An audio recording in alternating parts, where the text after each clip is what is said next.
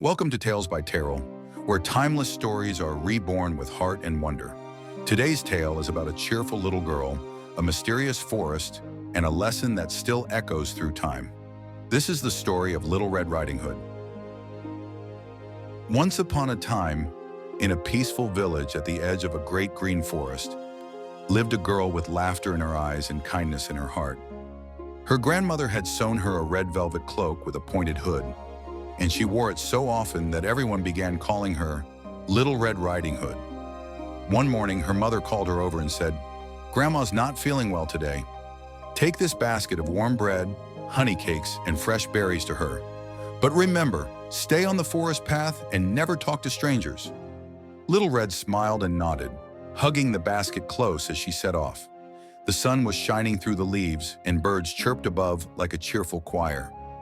As she walked deeper into the forest, the trees grew taller and the shadows longer. Suddenly, from behind a twisted old tree, stepped a large gray wolf. His voice was smooth, but his eyes were sharp and clever.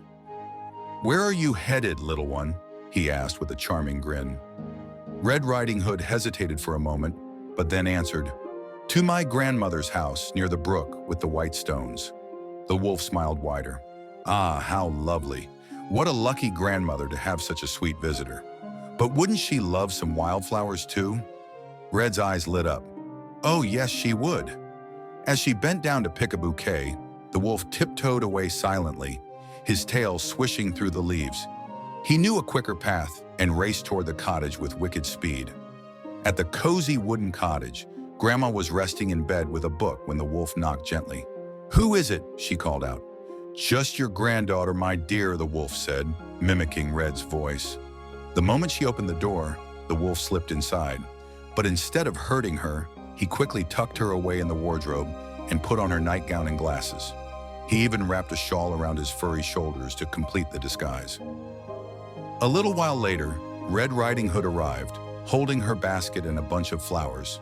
She knocked softly. "Come in, my sweet," croaked the wolf, trying to sound gentle. Red stepped in but paused. Something felt odd. The room was darker. The figure in bed looked strange. She stepped closer. "Grandmother, what big ears you have. All the better to hear you with, my dear. And what big eyes you have. All the better to see you with. And what big hands you have. All the better to hold you with." Then she stopped. Her voice trembled. "Grandmother, what big teeth you have." The wolf leapt up, tossing off the shawl with a growl. "All the better to eat you with." Red gasped and stumbled back. But before the wolf could pounce, the front door flew open. It was the woodcutter, tall and strong, with an axe slung over his back. He had been passing by when he heard strange voices and rushed in. "Step away from her!" he shouted. The wolf froze for a moment, then darted past him and vanished into the forest, never to return again. Red Riding Hood ran to the wardrobe and flung it open. "Grandma!" They embraced, tears of relief in their eyes. The woodcutter smiled warmly, glad to see both safe and sound. And so the clever wolf was outwitted, and Red Riding Hood learned a lesson she would never forget. Kindness is a gift, but trust should be given carefully. Red Riding Hood was kind and polite, but she trusted a stranger too easily. The wolf wore a smile, but he hid dangerous intentions. Her mother had warned her not to leave the path and not to talk to strangers, but she ignored that advice, and it almost led her into serious trouble. This story teaches us that while it's good to be gentle and good-hearted, we must also be smart and cautious. Not everyone who speaks kindly has a kind heart.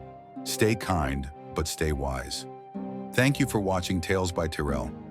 If you enjoyed this story, don't forget to like, share, and subscribe for more magical tales.